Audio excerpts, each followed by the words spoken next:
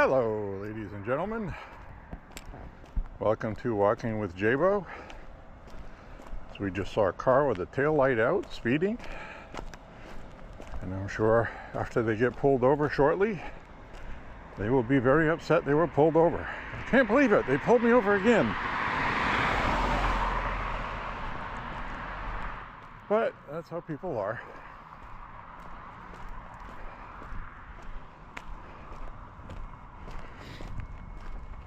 So we're gonna walk at night again.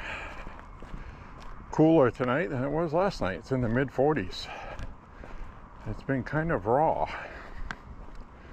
I'm wearing a long sleeve with a t-shirt on top, and I'm wearing a thick hoodie.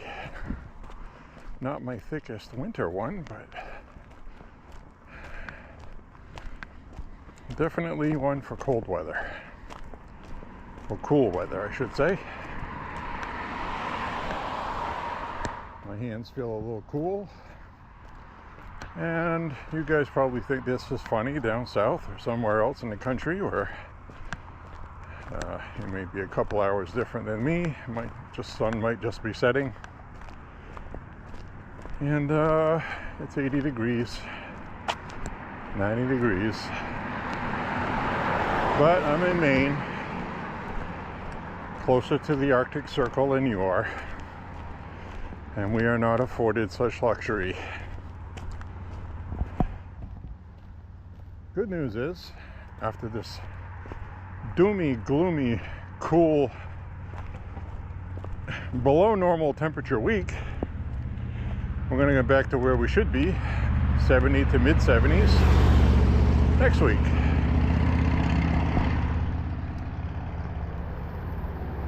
So everything always ends with a happy story when you're walking with J.Beau. Now tonight, we're just going to walk for the exercise, talk about whatever. I will be doing a selfie view. I don't know if I'll have the camera on me the entire time, but nighttime video does come out a lot more stable when the recording distance is only about 3 feet away from the person. With regard to camera shaking, looks like gas is down 5 cents since the last walk last night. So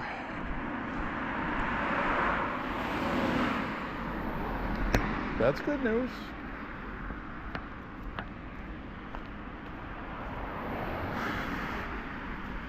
Yep, I'm actually blowing into my hand to warm it up mid-May because I refuse to wear gloves in May. I'm just not going to do it. I don't care how freaking cold it gets.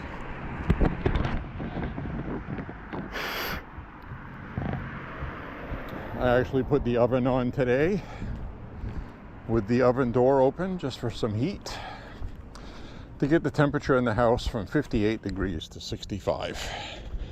That's the good news. This time of year, it's really easy to heat. You don't have to put the furnace on. So, I am walking tonight with MAHA on my mind. And I mean that affectionately. Late tonight is going to be the second round of, it's actually going to get a floor vote tonight for Trump's big beautiful bill. The first vote last night was all committee stuff. They ran all night into this morning. So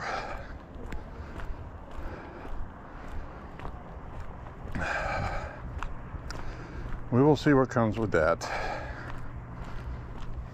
Who knows, right? We'll see what happens.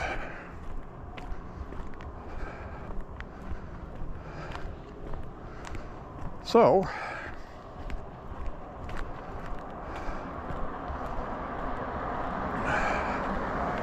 Trump was at the White House today, in the Oval Office.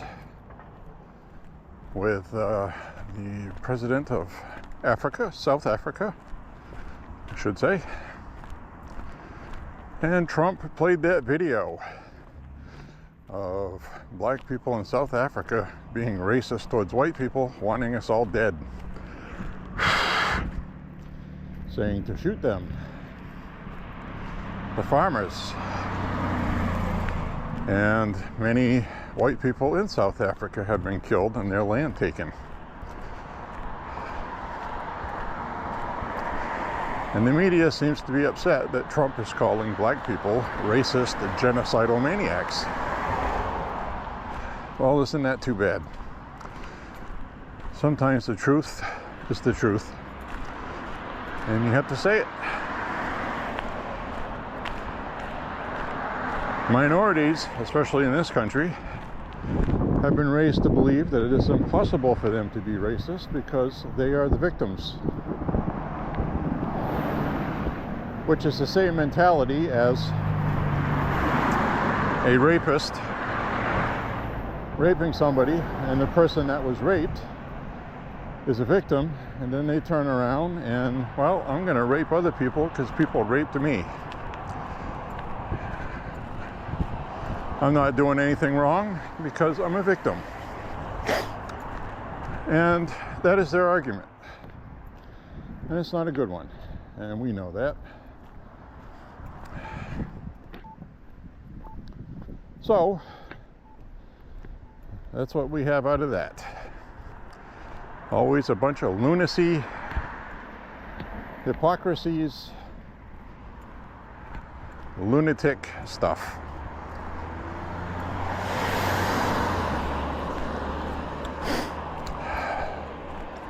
So we walk. It's overcast tonight, very low cloud cover. Looks like it could be foggy later. I said that last night and it turned out not to be. But that could have happened if the temperature had gotten down low enough. And tonight it just may. It's already in the mid-40s. It's about 45 right now.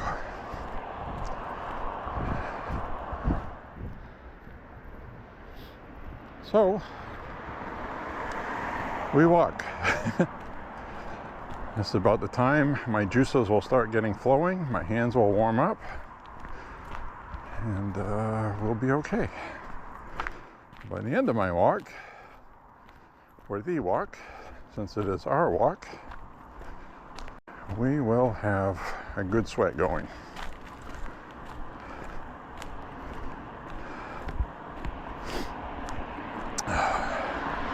Very happy with all of the pew-pew jugs I found this past week and a half.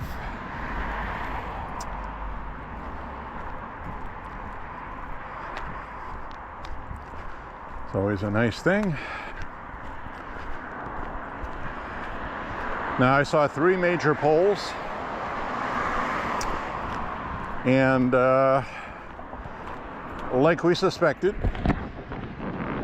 the Democrat smear campaigns and the media smearing Mr. Trump with the tariffs, Doge, Elon Musk, yada yada yada, did absolutely nothing.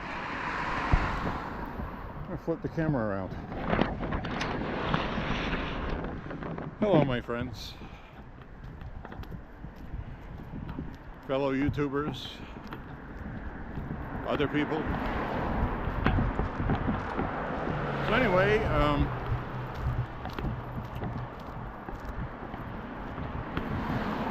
3 different polling sources. The big names. I believe AP was one of them.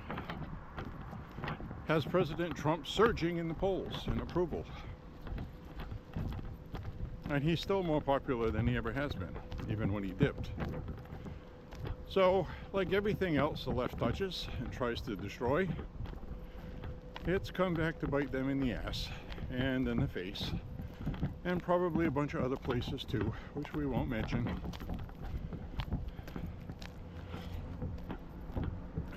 None of this is surprising. They still haven't wrapped their head around Trump winning the popular vote.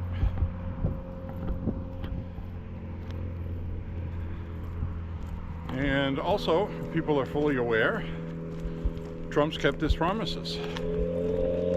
So we have the Social Security tax relief in this bill.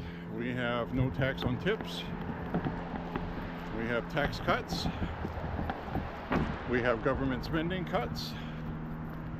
We have military spending, which is necessary, unfortunately. And a lot of good things happening. With Hakeem Jeffries, the minority leader in Congress for the Democrats, has been lying to every media outlet he can get his hands on, saying that the Republicans are cutting Medicare, Medicaid, whatever it is. Trump was emphatic about it. No, no, no. Waste, fraud, and abuse. Waste, fraud, and abuse. He repeated it all day yesterday and again today. Hakeem Jeffries is trying to create panic porn. Why is he doing that, you may ask? Well, because he's trying to pressure Republicans to not support it. That's why. And the Democrats need stuff for their campaign ads for the next election. So, not to, belittle or bemoan the fact, excuse me, that the Republicans got all kinds of footage of Democrats supporting trans women in women's sports, which is an 80-20 issue, and the American public does not support it. We have them on record of voting against other things that were important to the American public, including border security. And how the Democrats went and made asses out of themselves by flying to El Salvador and pulling publicity stunts that ended up with an assault charge on a congresswoman because nobody's above the law. She had her first day in court today. Guess what? No bail, no arrest, just a virtual court thing. You and I would not be afforded that luxury. And in fact, you and I would still be rotting in jail, probably with no bail, or bail we could not afford. So, there you have it.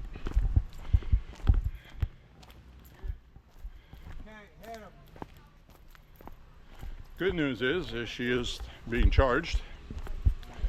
I don't know what kind of trial she's going to get in D.C., federal court.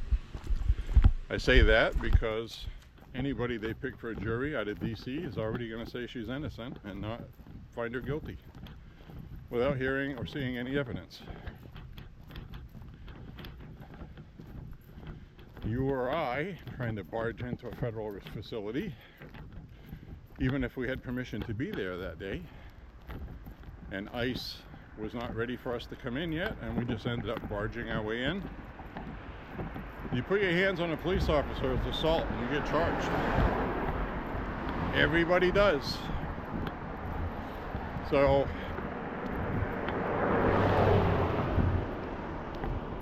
very much not cool.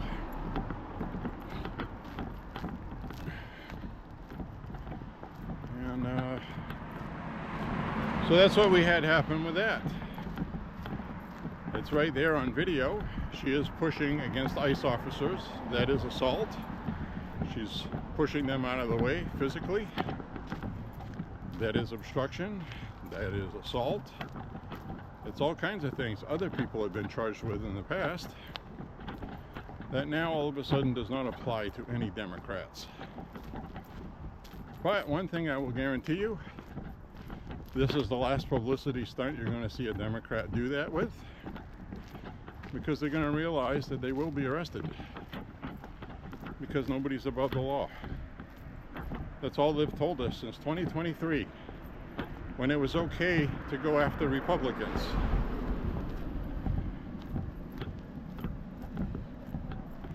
Charged with obstruction.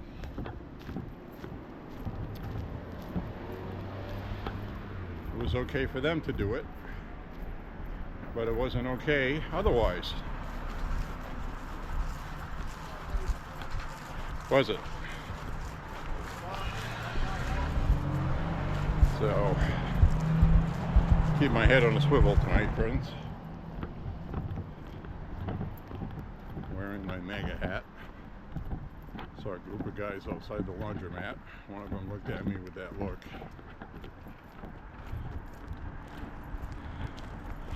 I'm not going to hide in the weeds, okay? Neither should you. So anyway,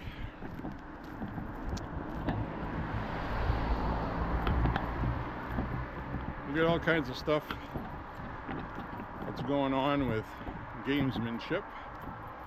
Democrats who have nothing.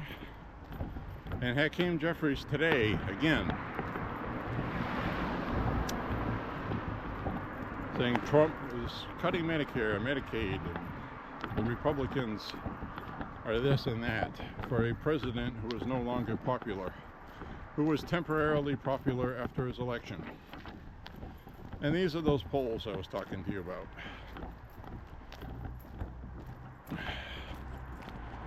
These people are horrible people, liars, deceitful, and not worthy. So,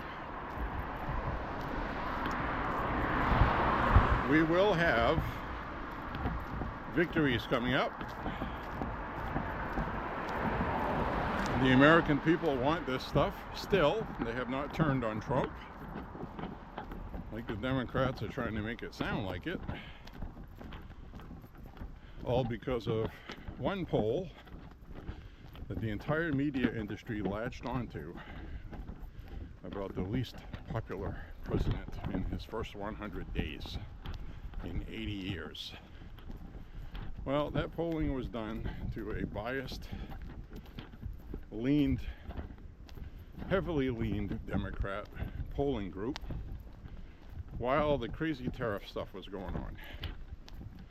That has since settled, and now he's surging in the polls because people saw what he was doing. And it worked. What he did worked. So, a little bit of security is coming back, with less people being upset, and understanding that some prices are going to go up, some won't. And he's keeping his campaign promise that they voted for, which is a very important thing. Don't you agree? Of course you do. We don't want people to do what we voted for.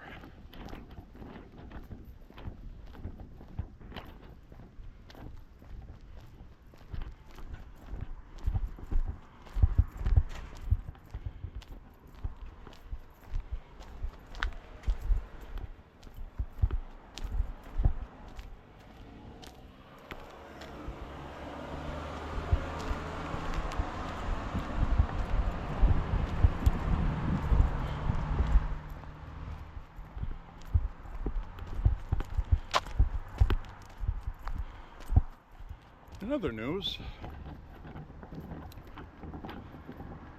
the Oval Office today, as I was saying, the president of South Africa was there. Trump played that videotape of political factions in his country calling for the deaths of white people, and a lot of white people have been killed. And he's sitting there mystified, like this was the first time he ever hears about it. So he called President Trump because President Trump was cutting off millions of dollars to South Africa and cutting off trade with tariffs. So this guy called President Trump, came all the way to the White House to talk with him so Trump could play that video for him and tell him right to his face that they are allowing genocide on white people in South Africa. And of course, the left has all their propaganda. Their usual thing they always say with their fact checkers, who by the way are media people who are biased and hate Trump, and their fact checking shows it. Even if Trump is right, it'll say something like partially true, or there's not enough evidence to fully support that. So what evidence would that be? Roads lined by hundreds of white crosses of white people that were killed. They want the farmland, and they're killing white people to get it. So again, the media's narrative is we deport somebody to El Salvador, a gangbanger,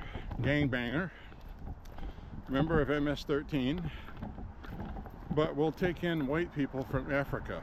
Like the only people that can come here are white people, according to the media and Democrats. I have so much hate in my heart for the media right now, and Democrats too. And it was a beautiful thing this week, if you get a chance to watch it, of Secretary of State Marco Rubio handing their own asses to them in a hearing yesterday. It was one of the most beautiful things I've ever watched. I suggest you watch it. He hit them right in the face with truth. And he said, you guys are supporting gangbangers. And then you have people that are being murdered, seeking asylum, and you're putting on this big circus. And then he said, there's a lot of problems in the world. We have taken in some people that should come here and seek asylum. The problem is, we know what happened under Joe Biden. And he mentioned a couple of examples and made them look like idiots. Just like these ones claiming that arresting a congresswoman for assaulting a police officer is political persecution, which is BS. But I guarantee you, you are not going to see any more of these shenanigans with Democrats barging into places. You're not going to see Democrats pulling fire alarms while Congress is in session to interrupt the session, which is also a crime. It's a felony. And can't do that.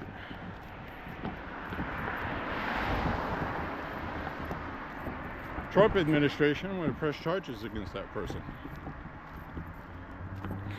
That other person said, oh, I thought it was a fire alarm. Oh, I thought it was the button to open the door, he said. The automatic door opener. It's like, come on.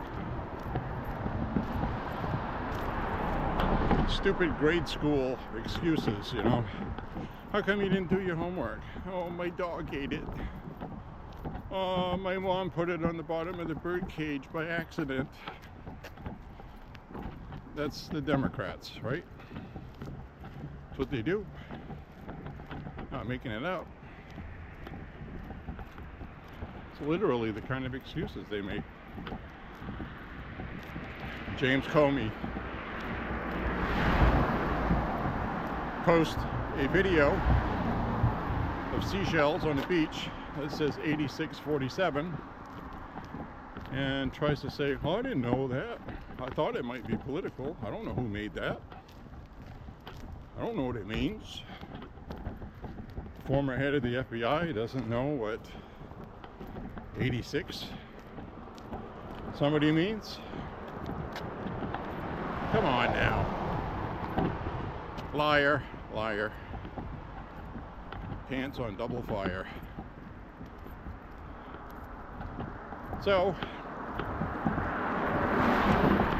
These people are insane.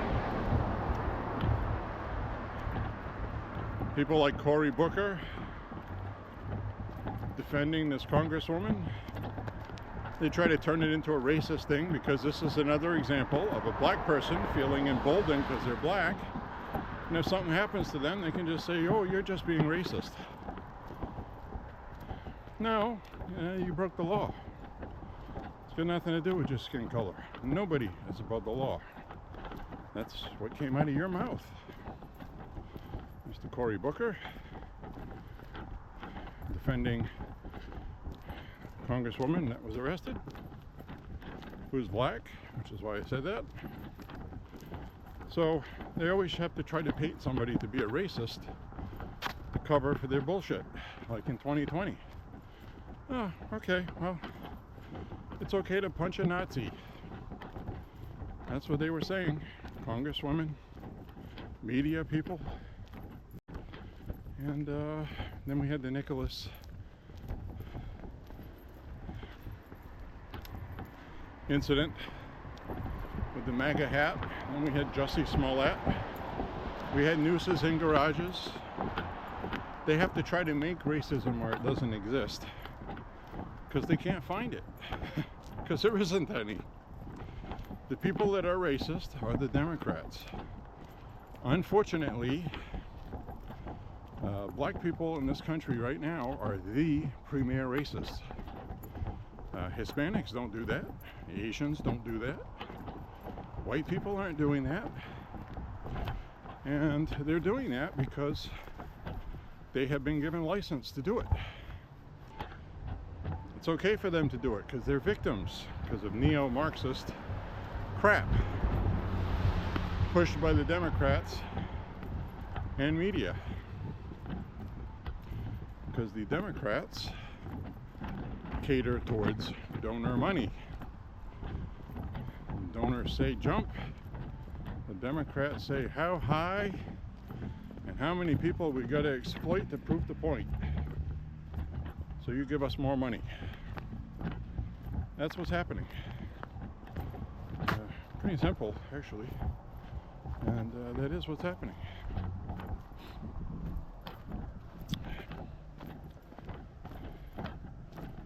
So we're going to walk down this way, like we do sometimes. I'm going to turn the camera around. I'm sure you don't want to see my face the whole walk. If you do, well, you're going to have to wait.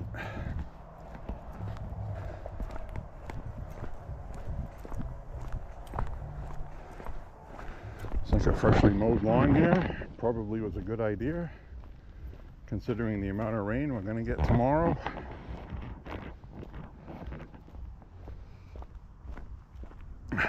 I did not do that, and I may pay for it. See, they cut it nice and short too. Oh well, I'll try to survive. The other thing I want to mention tonight, I'm very happy and proud to say,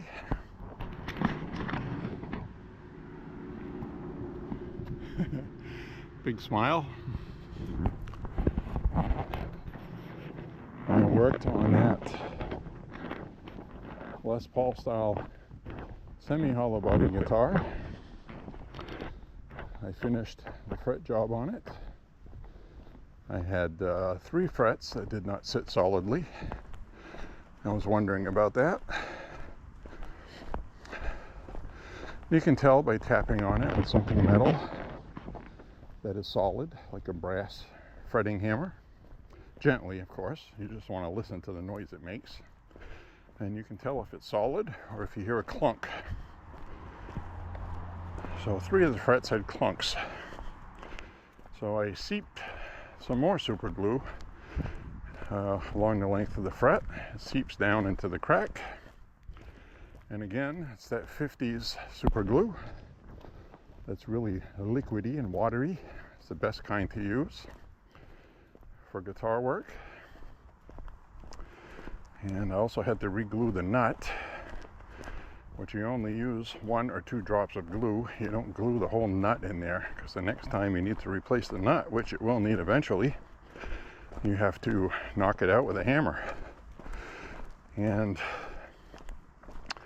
that can take a bunch of wood with it, because you glued everything.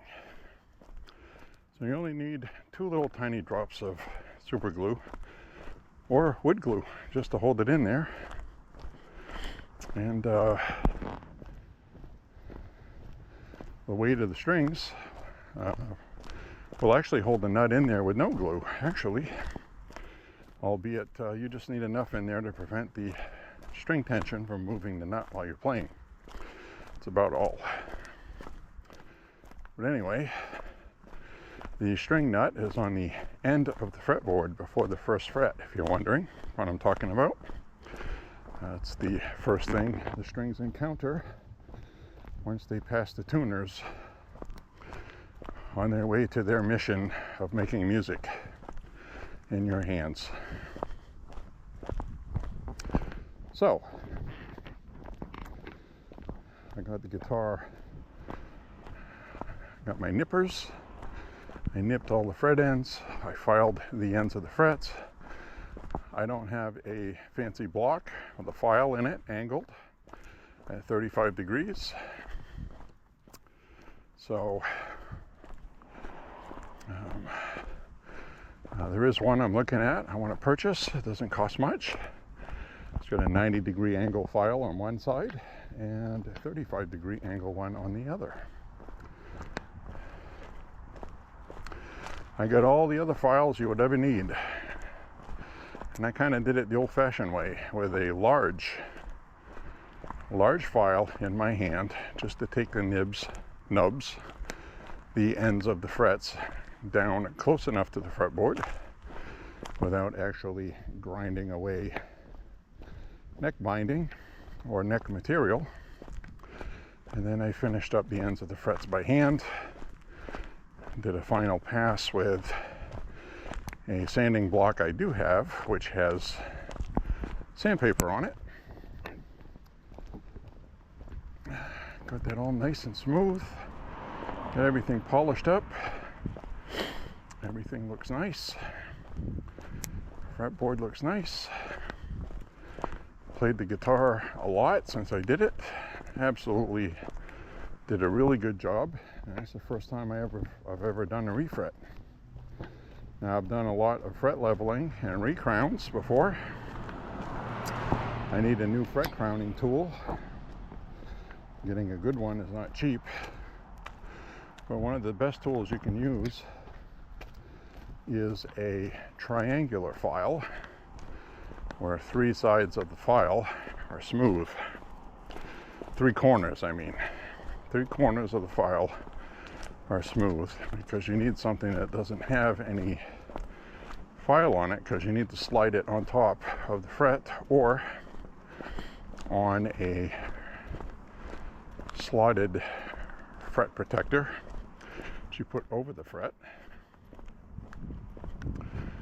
So on an expensive guitar where you don't want anything to happen to the fretboard, this guitar was not an expensive one, so I pretty much just eyeballed everything and it came out great. No issues whatsoever. Plays awesome. Frets are nice and level. I have one saddle from the bridge I put on there that's a little too shallow, lower than the other strings, which is typical with the Korean-made bridge I put on it. May even be a Chinese one. I think it's from an Epiphone. So that's okay. That's fixable too, just not today. Next time I change the strings. And we still have the pocketbook on the porch.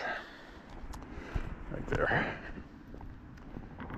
So that woman's pocketbook has been on the porch for over a week now. If there's anything valuable in it, somebody will be by that owns it. And if there isn't, I guess they won't.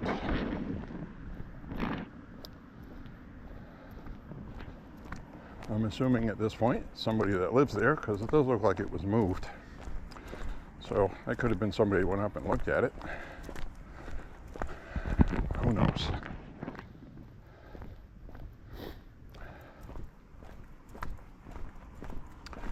So we march on, friends. The guitar came out great. It's a nice sparkly gold metallic top with 2 F-holes in it, semi-hollow body. It's got a great hollow body sound. I wasn't quite expecting that. I got me a new cool guitar that I've had for 10 years. I haven't played until now. How crazy is that? Because I had a mangled fret 10 years ago, and I was too busy to do a return on it. Now I'm glad I kept it. Paid a couple $100 for it, and it was just sitting there wasted until now. In fact, there was one day I even contemplated about bringing it to the range so we could shoot it. It's for something to do, something different. Now I'm glad I didn't. Sometimes we think of stupid things that sound good at the time, and at the last minute I was like, yeah, you know what? What if I fixed that someday? And I shot it. I would feel terrible. So now it's fixed, and it's a damn good guitar. It really is. I made my own hybrid string set from Extra Strings. So I have strings from 4 different companies on it, but it makes up pretty much the correct gauges. One of them is Billy Gibbons' infamous 8 through 30 set. Yes, you heard that right. A guitar string set 8 through 30, which is like spaghetti, but I had purchased those because I had an oil can guitar. Actually had 2 of them. I had 2 oil can guitars that were guitars made out of oil cans. Metal cans with wood braced inside, pickup installed on it. Made famous by Jeff Beck. That's why I got one. Liked it so much I got another one. And the one I had was a black one. And I ended up making some vinyl graphics on it for Death Proof, a car from the movie Death Proof. I had the same skull graphics with the lightning bolts on that. The guitar had black chrome. It was a matte finish guitar. It was pretty cool. I don't really know why I sold it, other than, you know, I'm always playing my Gibson Les Paul, so a lot of the other guitars become second fiddle, which is where that term comes from. People that play fiddle, they have their main fiddle that they play pretty much 90% of the time. The second fiddle is one that when they're playing, and I'll say they break a string and they need to finish what they're playing, they'll grab their second fiddle and finish it. It's still a good guitar, but it's not their number one. So, the other guitars I have, which are now 12, I got 12 guitars now. I used to have a lot more than 12 guitars. And I'm not being braggadocious, but at one point I had 130 guitars. And thought it was getting out of hand, which it was. And if you ever walked into a room that has 100 guitar cases, you'll understand why I sold off a bunch of them when you also have 10,000 vinyl records. So it's either get rid of the records or the guitars, or half of one and half of the other. So I sold off a whole bunch of guitars, made a small fortune, I did, and because some of these guitars were very nice custom shop guitars, they were very expensive, and fortunately they have a good resale value. because they are custom shop. So I didn't sell all of them. I have 12 guitars. This is the only hollow body I have, the one that I just put frets on. Never been a huge hollow body fan. I had a couple of Ibanez's and a Washburn. I had a Washburn that was a copy of a Gibson ES335, cherry red, kind of like what you used to see Chuck Berry play. Same kind of guitar, thin line, same size, and it was a Washburn, and I had purchased that on Reverb. And I remember when that came, let me turn the camera around. I remember when that came, excuse me, the high temperature, okay, was about 4 degrees Fahrenheit when that was delivered. I'm assuming the guitar had been in the UPS truck or in the warehouse there in cold temperatures all weekend, and I was excited to get it.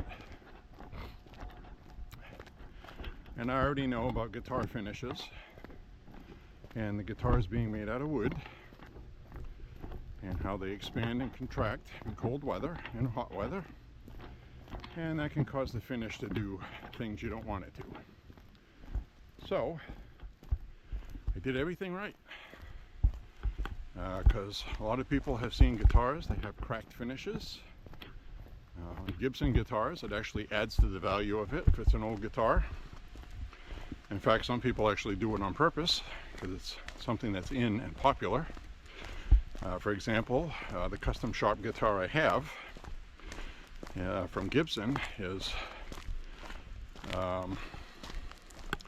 sold as a VOS, which was mildly gently aged. It's made to look like somebody had the guitar for 50, 60 years and took really good care of it, but it's still 60 years old. So it's lightly aged.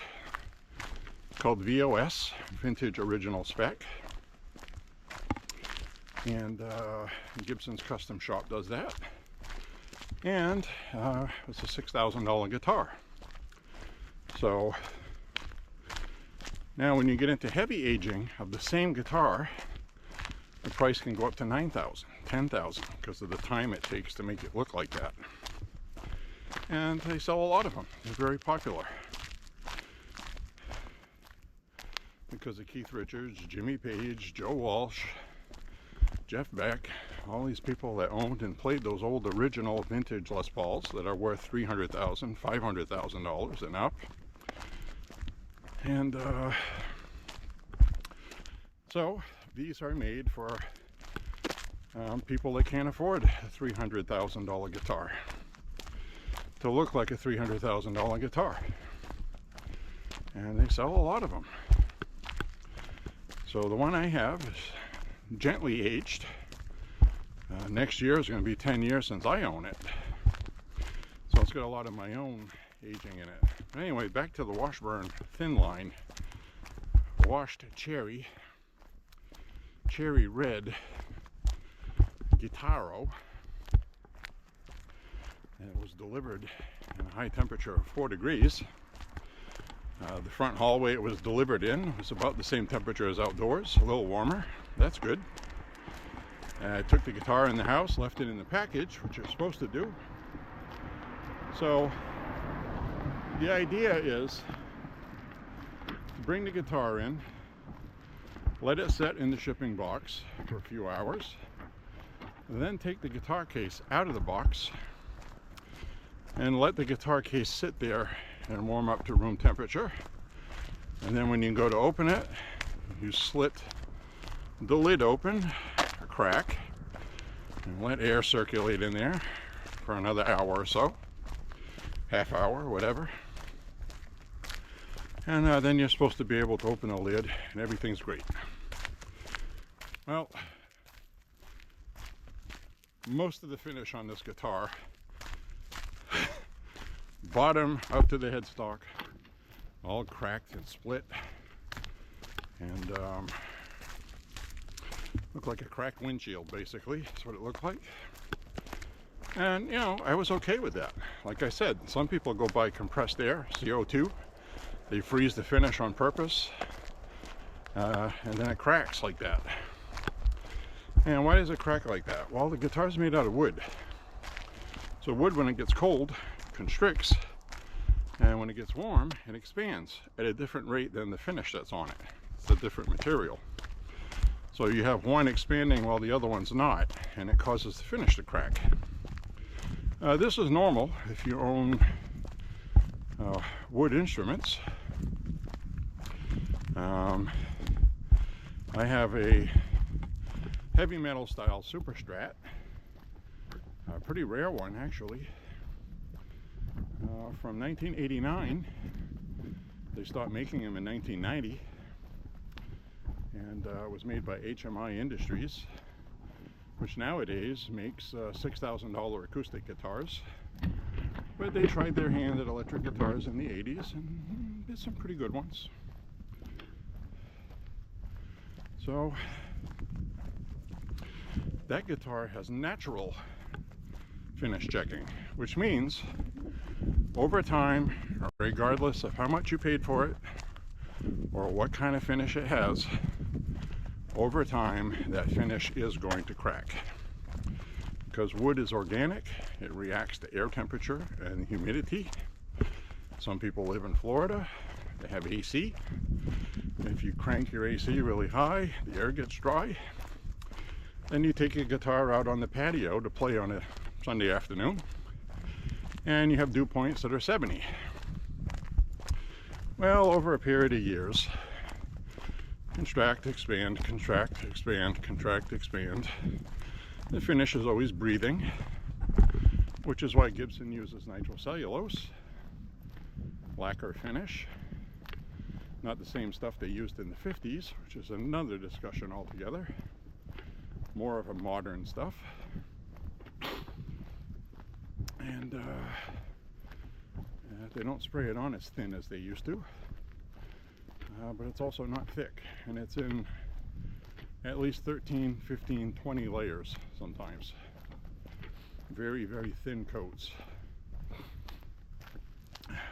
So I get a little bit of finish checking starting on my Gibson Custom Shop on its own, which is fine. That's what they do. They look beautiful. It's called natural patina. And I have a Stratocaster where the original factory finish is on it. I built the rest of the guitar around it. But the original is kind of a fire red, a Mustang red. And it's one that I put white Mustang striping on. And that one has natural checking because it's a 1996 ash guitar body. And that's normal. On the contrary, I had a 1990 Gibson Flying V, which is one that I sold. Beautiful guitar to look at. It was not my favorite one to play, not because of the shape or anything. It just it came from the Norlin era, the era where a coffee company owned Gibson, and they acquired that company in the 70s when Gibson went bankrupt, and this country ran it bankrupt. This company ran it bankrupt too. And beautiful guitar, beautiful case. Got all kinds of compliments whenever I went somewhere with it. Oh my God, that's beautiful. I was like, yeah, okay, thanks. This other guitar I have plays better, but you know, they don't believe you. They think there's something wrong with you. It's a Gibson Flying V. What's wrong with you? Well, there's a lot of people that say the 1959 Gibson Les Paul is the Stradivarius of this era. They only made a handful, less than 1,500, I believe, in 3 years. So in 3 years, it's only about 1,500. And a lot of them are gone. Nobody knows what happened to them. They're just gone. Might have ended up at the dump. Might have ended up being ruined. Somebody broke the neck, thought it was destroyed, threw it in the trash. Who knows? Nowadays, they would all be sold on the internet, and people would know what they were looking at. Say, I know what that is. I want that. He only wants $300 for it. Yes, please.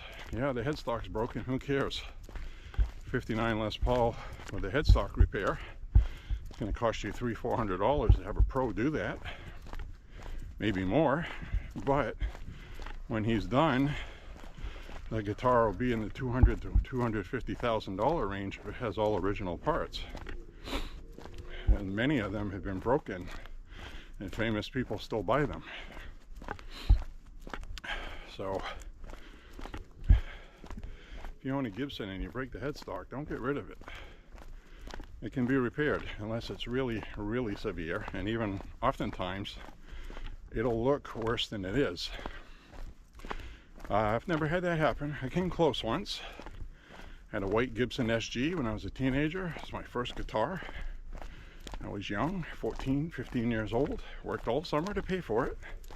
Paid $400 for it used in the early 80s, which was a lot of money. And I worked a minimum wage, $3.25 an hour to pay for that. I was happy when I did. And I played that guitar every day for years. Loved that guitar. Loved it. Then I had the bright idea one day of, the finish is wearing out. It's a white guitar that's now looking yellow because I smoked. And, well, wonder what kind of wood's underneath that.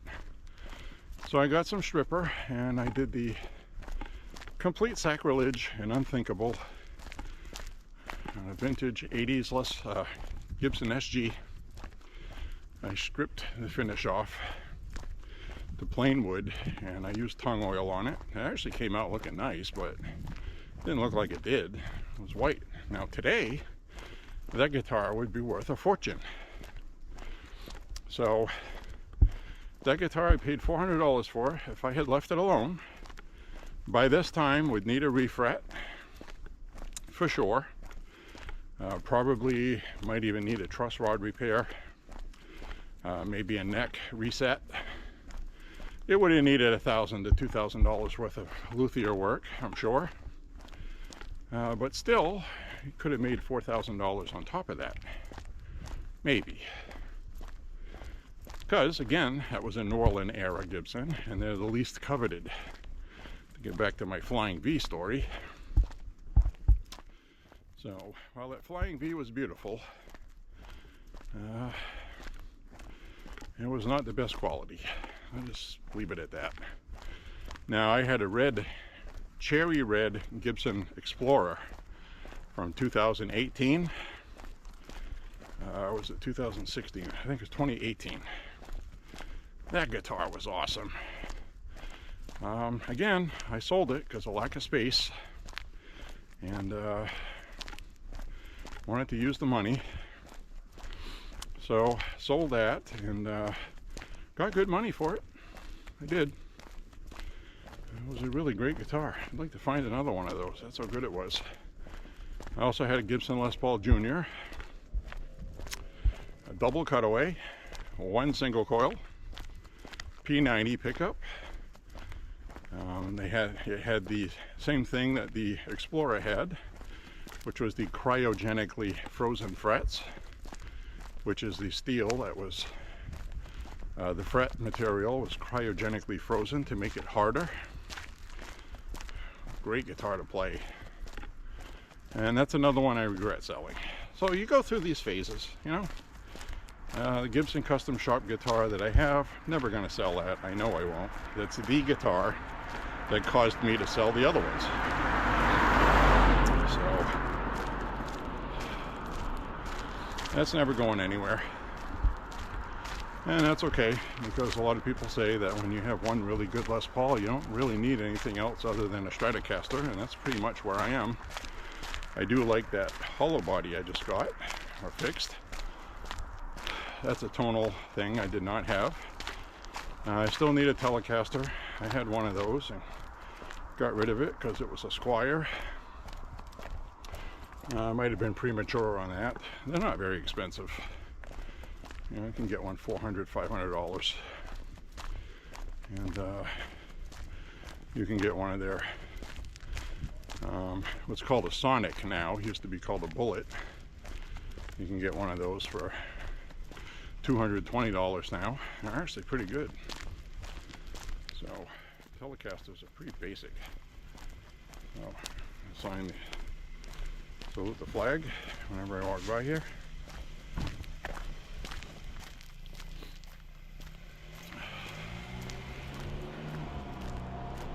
So there we have it. Continuing on in our walk. Got a good sweat going. It's not cold. My hands are warmed up now.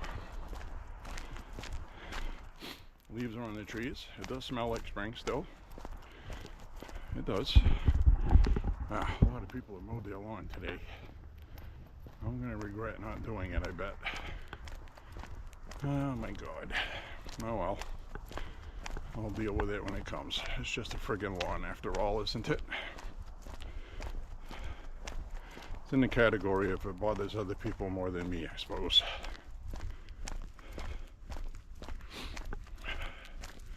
That was cute though the last time I mowed it, because it was so deep and the ground was so wet and saturated. My footprints were filling up a week and a half ago. And these two ducks visited me. Were eating all the bugs I churned up. And the mama duck was teaching the adolescent duck. So the adolescent duck was walking around eating everything. And mama was watching, like mamas do.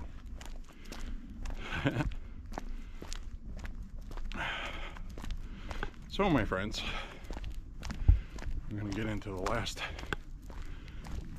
third of this walk right now. You know, as far as uploading walks, I'm going to upload some when I feel like it. If it turns out to be every day, then so be it, but lately I haven't. There's been a couple walks I didn't upload. There's been a couple walks I didn't even record anything. But I'm not obligated to do anything, really. If I don't want to. This is all about keeping things interesting while walking. You know, like tonight, I'm wearing the MAHA hat. And people can hear my voice when I'm walking by, because it's at night. And sometimes I just want to walk incognito. I'll even wear sneakers that are quiet. And I don't want to make any noise or bother anybody. I just want to walk. So,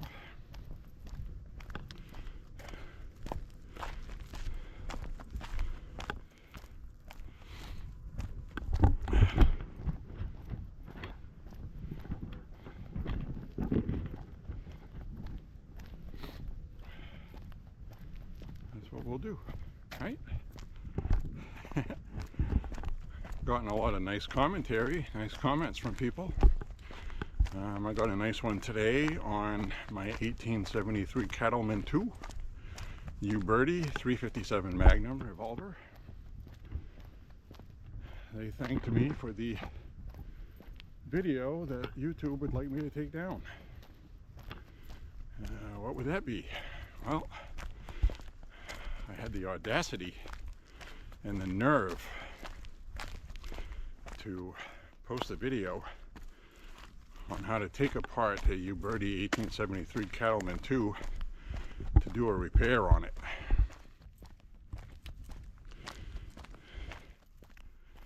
That is something that will cause you to not be monetized. And I have been denied twice monetization on YouTube, even though I qualify, because of those videos. And they told me until I take videos down, I will not be able to get monetized. Now, from what I can tell, people don't really make that much money being monetized on YouTube unless you have like 1 million subscribers. And I don't. I just hit 2,500 today, actually.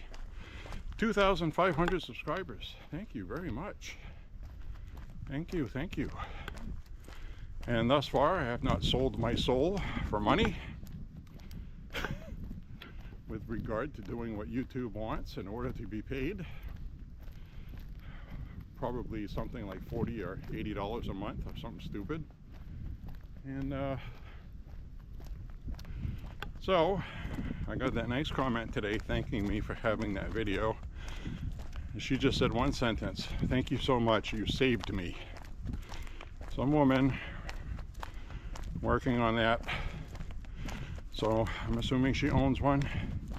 Didn't know what to do about that problem with the handspring and all that, how they come apart to work on them. And those videos are important. That's what YouTube used to be. Now they have advertisers that shun away from firearm content, and a lot of the firearms channels have been having problems. They keep having to take their videos down and edit something that they didn't like. So I'm not even monetized, and they've done that with me just looking at records in a record store. The house music playing in the store triggered their copyright on YouTube. I didn't even play the music, and it wasn't even longer than 2 minutes. So YouTube forced me to replace the intro. I really hate that crap, I really do. You know? YouTube used to be a cool place where you could go to see how to paint a house, how to mix paints, how to fix your lawnmower, how to fix firearms, guitars. And now they penalize you for the music you play at the beginning.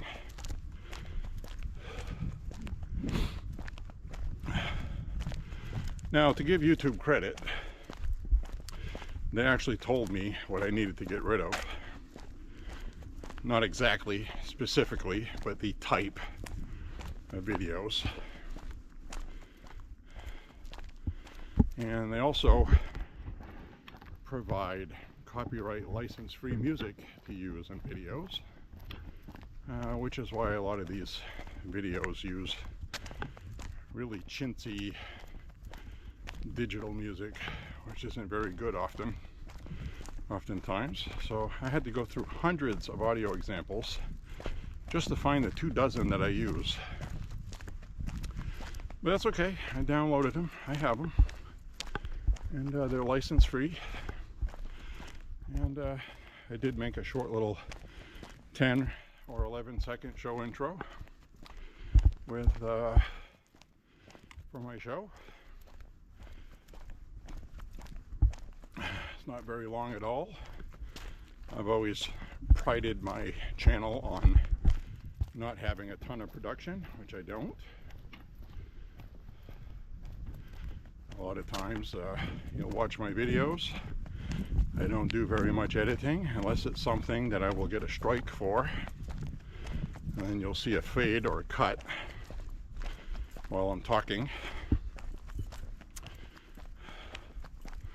And sometimes, like on these walks, I will just blurt out something personal, and then I'll think in hindsight, maybe I shouldn't have said that. And before, when I edit it, to stick a song, footsteps on the end and end titles, I'll go back and cut out a segment. Most of the time, 90% of the editing I've done is when I start talking about the flibbity gibbet. If you're new to the channel, flibbity gibbet is the thing that governments were forcing people to do in 2020, 2021, and 2022 when they were available, or else you'd lose your job because we were in a pandemic. So I don't have to tell you what the flibbity gibbet is. It's this tube. It's a tube with a plunger on it. I don't think I need to spell it out any more than that. And I've named it a flibbity gibbet, so I can talk about that. So, that being said, Scott Adams, creator of Dilbert, just revealed this week, in light of Biden's prostate cancer revelation, which I'm going to get into that in a minute. I'm pretty pissed off about that. I'm sorry Mr. Biden has prostate cancer that's aggressive and in the bones. I don't wish that on anybody, even my enemies. It's a horrible disease, and we need to be good Christians about that. But his freaking staff lied. The Bidens lied. Everybody covered it up. It's the most important office in the world, one of them. And we just can't have that. An investigation has to be done. A new poll came out this week. 75% of Americans are not happy with that, what they did. They want answers, and they want an investigation on who was behind it and why they did it. So I'm pretty sure we're going to get that. And if there's anything criminal done, like somebody on the White House staff signing things for the president without him knowing about it, now they're all going to lie. Even under oath, they're going to lie. Because they have to. You know, they're going to protect Joe Biden. It won't be until there's no option other than to be truthful and they won't go to jail will they come forward with the information. So, anyway,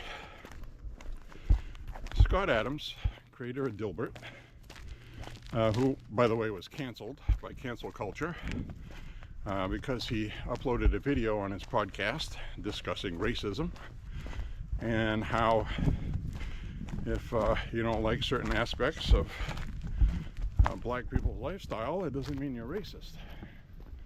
It means they should be better. Well, I don't remember exactly his exact commentary, but the cancel culture left went after him when they had the power to do so. And they got every newspaper in the country to drop his syndication, which was his income. And Dilbert was gone. Canceled.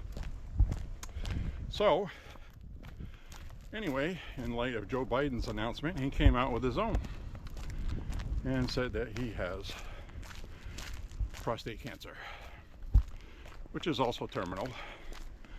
And he's treating it as well. And he's had it for a while. So, he then made comments about a video that he made in 2023. I'm getting around to the flibbity gibbet. That in 2023, he made a video and said the people who would not get the flibbity gibbet were right. He didn't elaborate what he meant. But it's clear to me that he had known that he developed prostate cancer and was blaming the flibbity gibbet. He didn't say it because he didn't want people to know at the time he had that. But he just said, trust me, the people were right. You guys were right. And he said the people that pushed it and promoted it are going to have to come to grips with the fact that they have compromised themselves. That's what he said. And things are going to happen to you. Well, at the time, people were like, here he goes, conspiracy stuff, blah, blah, blah. Well, it turns out he knew he had prostate cancer at the time, and it developed within 2 years after getting the flibbity gibbet. And one of the proposed side effects that it looks like it's starting to turn up is people diagnosed with what they call turbo cancers, which are aggressive forms of cancer that come on seemingly out of the blue. Really important right now, and I've said this on my walks before, if you've had the flibbity gibbet, get your screenings and your all of this stuff caught early, you're good, you know. Technology today and all that, unless it's some rare form of something, typically a lot of it's treatable, curable, early detection. So get your screenings, see your doctors, and anyway, he attributes what happened to him to that. And that's his personal opinion. I mean, the guy has a terminal disease, there's no cure for. And he's relatively young. I think he's in his 60s, early 60s. And damn shame. Supposedly, 1 in 8 people, men, 1 in 8, will develop prostate cancer. So that's pretty much a 1 in 10 chance, or 10 chances out of 100, which is pretty high.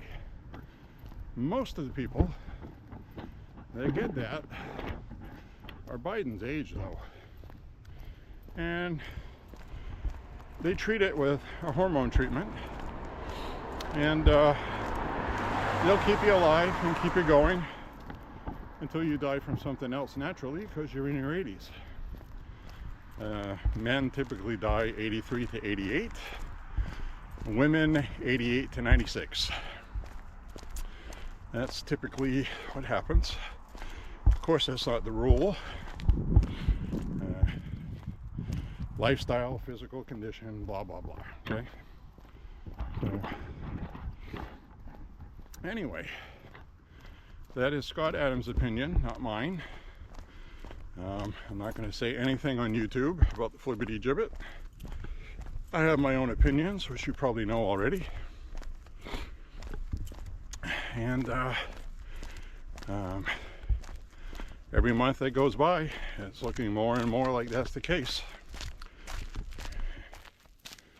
And we're seeing cancer in younger people than we've ever seen them before. And it's not good. And of course, this has not affected everybody that way. That's the thing. But it's a product that should have been taken off the market, not even okayed. They approved it for emergency use, and then any attempt by any doctors that know the technology and say that they're treating patients that are having problems were silenced, censored, canceled, shunned, blackballed, blacklisted, fired, licenses taken away that they worked a lifetime for, losing their practice. So cancel culture has really screwed a lot of people. Not just with this, I mean with a lot of stuff. So they absolutely do not want you to speak or have a discussion about anything. How about just masking? I'm talking about masking tape, okay? For the YouTube censors, I'm talking about masking tape. People using masking tape during the scamdemic. You know what I'm saying?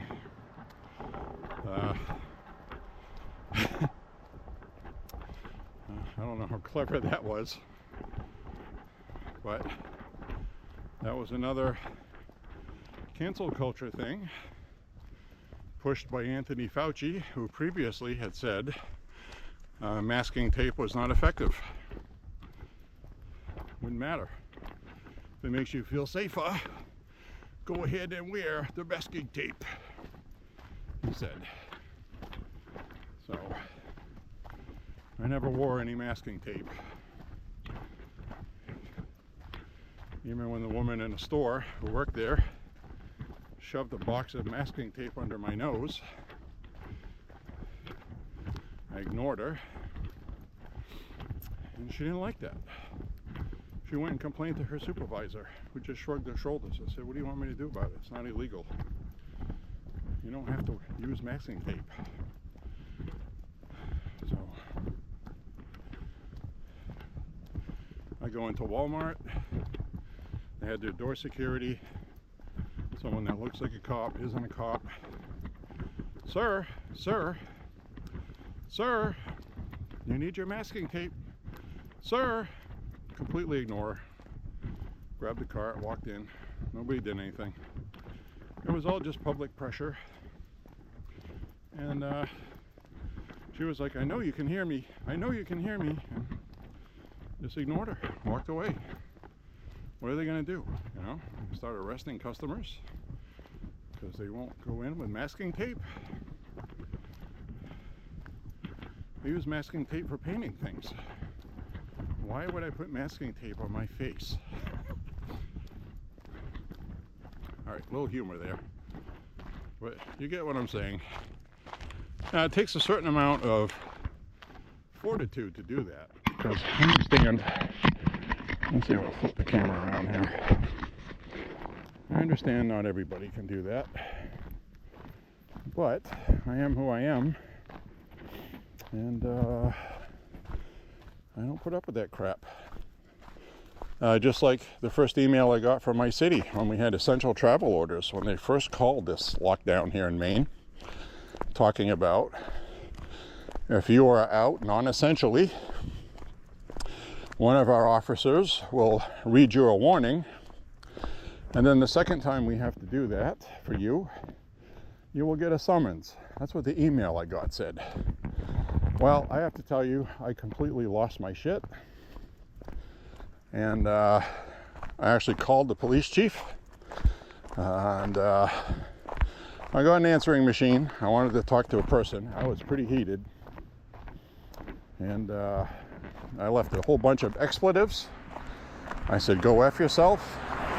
This is the United States of America. If I want to go out for a walk, smell the roses, F you and then some. Damn you to hell for trying to do anything about it. And I hung it up. Said, I'm not going to comply with your bullshit. That's exactly what I said. And I hung up.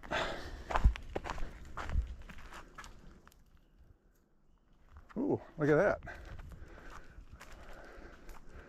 Look at that on the tree. Oh, what the hell is that? Oh, that's a baby porcupine.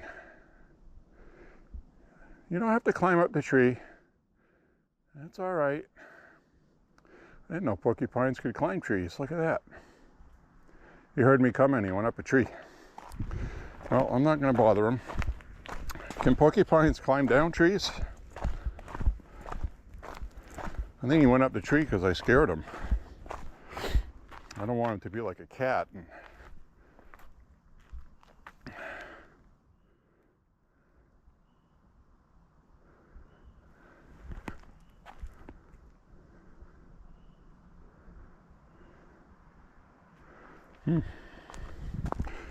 Well, I don't know. That was a young one. That was a young porcupine. I heard his claws scratching on the tree. I was like, what the hell is that? I thought it was a deer in the bushes. Nope. Turns out it was a porcupine. Hopefully you got to see that. Not full grown yet. Hopefully they know how to get down from a tree. I would assume they would.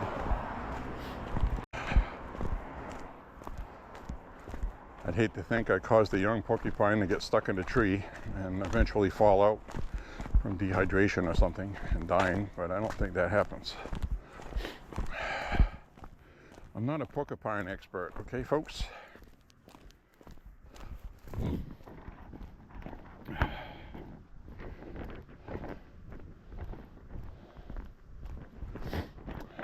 Probably help if I remembered I was carrying a camera. I think I just had you swinging in the wing there. Sorry about that.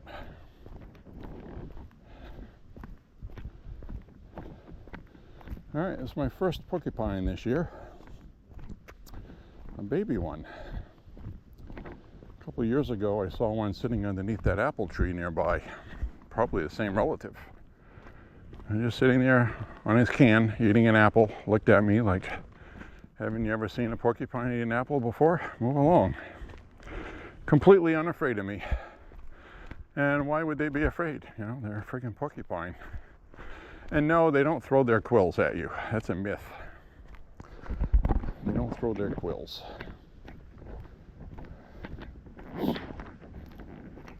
At least the ones in Maine don't. But if you go to attack it, they'll stick in you and will detach from the porcupine and stay stuck in your skin, which many people that own dogs that had fights with porcupines have found out. And the owner has to pull the quills out. So, that's not good, is it?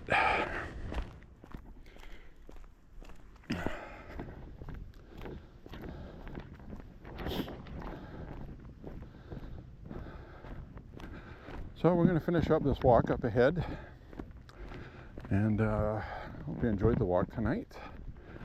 Wow, we saw our first porcupine. That makes me happy. First I was looking at it, I was like, that's not a raccoon. Oh, it's kind of small. Porcupines are freaking huge. I don't know if you've ever seen those in person. Those sons of bitches are huge. So are full-grown raccoon males. The back of their hump is the height of your freaking car tire. You wouldn't think they're that big, but they are. See these cute little pictures of raccoons. Those sons of bitches are nasty. And they got a rabies in Maine is a problem with porcupines, raccoons, and other varmints. So you always got to be careful if they're aggressive. If a raccoon is aggressive, there's something wrong with them. Anyway, you know, those damn things will get into a chicken coop and they'll eat your damn chickens. They're friggin' predators. They're nasty critters. Possum, too. Possum is smaller. I see a lot of those. I see a lot more of them than I see raccoons. We had a big giant raccoon in our backyard one time, recently. More than one time, actually. See them quite frequently. I come by and check things out.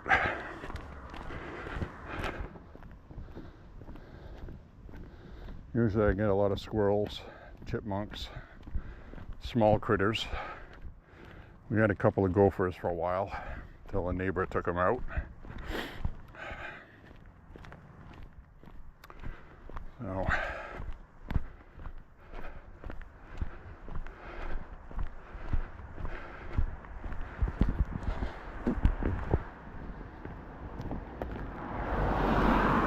anyway, we got our first porcupine in.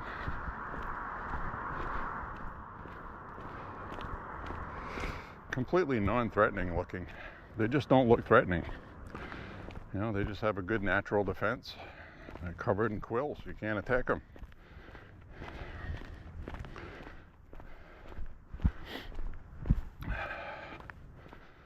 So anyway, when I get home, I'm going to enter in a search engine and enter the query, can porcupines climb trees? And if so, do they get stuck? Or something to that effect. I've never seen a porcupine climb a tree before. That's why I didn't think it was a porcupine at first. I didn't know they did that.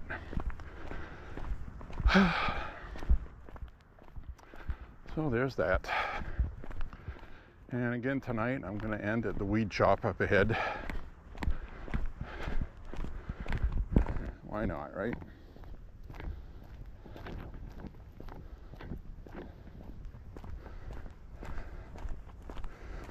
And this is a night where the GPS is off. It'll correct itself in a little while. But I just hit the 5-mile mark, and I should have hit that earlier on this route.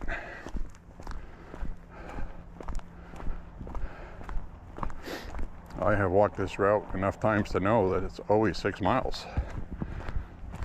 Now I do have distance to go, but typically I'll stop my app when I stop recording. So we're being lied to by GPS. What's that all about?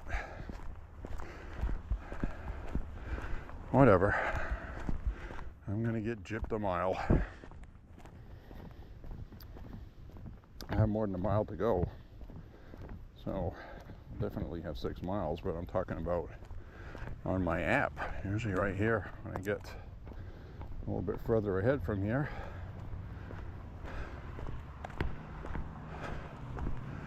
Whew. As you can see, Wednesday night, it's very calm. This is the same area where during the day it's bumper to bumper all day long, from morning till night. And it is later. I wouldn't say it's late. We'll do a walk by of the cannabis place.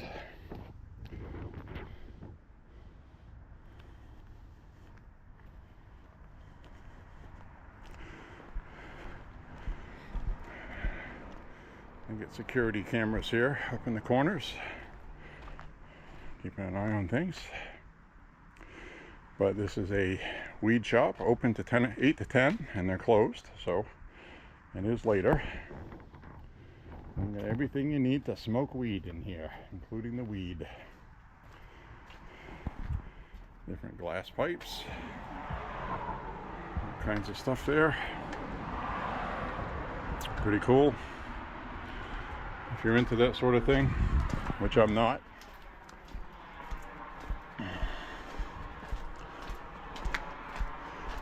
I mean, the last time I smoked any weed was probably somewhere around 20. Never really cared for how it made me feel, and it's just not something I got into. Tried it. Now it's legal pretty much in all aspects, except you can't grow it yourself. But recreational cannabis is completely legal. I think they have gotten past the phase of thinking that because it's legal, they can smoke everywhere, like movie theaters and restaurants. And I found out that, these people are finding out that, like I said, they don't do it now. But at first, they didn't treat weed the same way as smoking cigarettes. They didn't understand that no smoking wasn't because they were cigarettes, it's because it's a fire law. It's a fire hazard, you morons. So, because they were high on weed, I guess they couldn't figure that out. And so that's what happened with that. But I think pretty much people get it now. Anyways, my friends, have a beautiful evening.